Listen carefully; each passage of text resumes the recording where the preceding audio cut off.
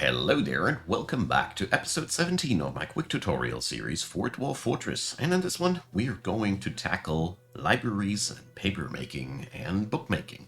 So all of these things are going to be explained alongside of this episode, and if you're new to the series, check out down below, there's a playlist link leading to the beginning of this one and the entire playlist, so bite-sized pieces of Dwarf Fortress knowledge for you, so you can just check out what you need. Now, let's get started with our library and paper making business. So before we can do any library, we are going to have to issue an area which is going to be our library. So you go on over to the zoning menu and you designate the area of your choice again as a meeting area. So the meeting area here is going to go over corner because I want to have this little room here as part of my library as well. So we accept that, plus sign to reconfigure, and here in the menu we declare that to be our new library, the Mountainous Bastion. So over here we can now configure our library. We see here also what kind of furniture this place wants to have, and we can assign scholars and scribes. I'm going to go deeper into this later once we have made sure that we have all the materials required to actually make this place run. Furniture-wise, you're going to need a chest. I still have no chests automated, silly old me. So a chest can be a rock coffer made out of metal. Choose to your own liking. You're also going to require for this place tables and chairs. It is really not mattering too much how many you put up there. It's just important that you got a few of those. So we're going to put a chair on over here and a chair on over there. And last but not least, we also require at least one bookcase. These can also be made out of various materials: wood, stone, metal, glass. There's a plenty of different choices. Bookcases will serve eventually as storage facilities for books written in the library. So, the last piece of furniture that we're going to require is a lever. This is, at the first glance, a little bit strange, but I'm going to explain what's up with the lever once we get there. So, last but not least, we now need the chest, which hopefully has been carved now, and that is all the stuff that your library needs. You can freely expand or shrink to your own liking. These are just the things that you require. We can, of course, set in a door here or there to do as you please. Now, to actually make books and paper, we do require one of three things. One, you are lucky and you have papyrus in your vicinity, then you have the easiest way to make paper. You just go on over here to the farmer's workshop and you can directly process the plants, make sheets from plants. Here, that's the one. So no further processing required, nothing. The other way, the most sane way that most people go, is to take a fiber plant like pigtails or any other plant that you can make cloth out of. I did explain that in the cloth and dye episode, so check this out if you need a refresher there. And every one of these plants can be put onto the quern and mashed into slurry. This stuff then is going to go into a screw press. Let's build one, which requires only 2 mechanisms. Okay, so somebody's already hauling these things over there. The process here does take the same material over as your clothing industry, therefore it is a little bit of a luxury industry, and I'm putting this up way too early on this save file. I would recommend a library between 50 to 100 population, the earliest, if you want some books being written as quick as possible.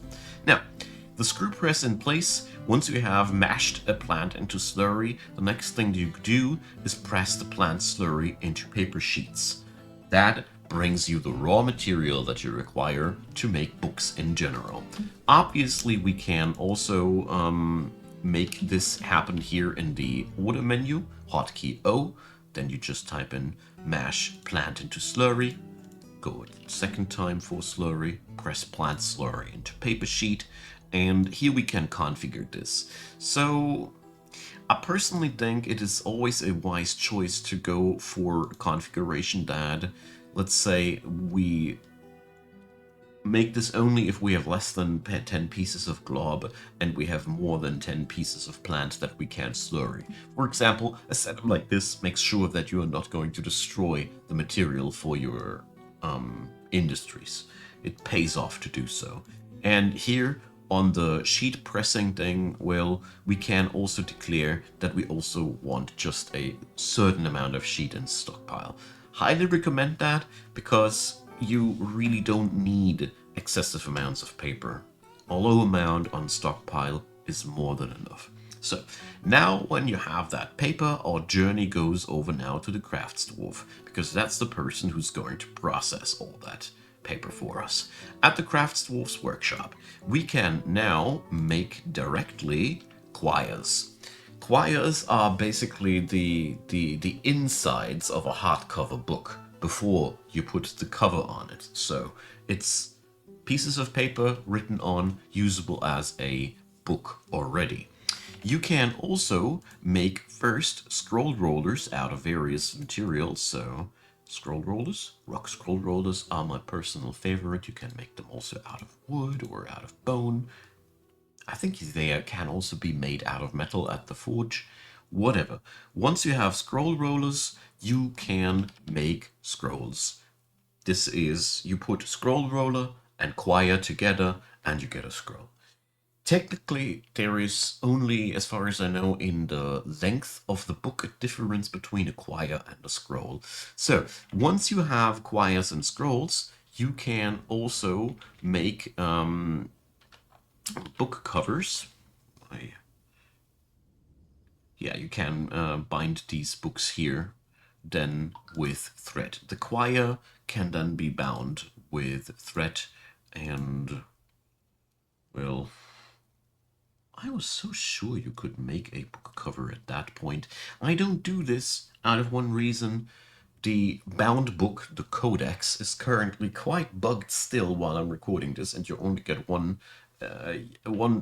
page thick codices, which is very, very undelightful. But you make a rock book binding or a book binding out of the material of your own choice. Then you need thread, a quire, and then you can bind that into a codex. But mind you, in the current version, while I'm recording this, this is still bugged and not working on out at all, sadly.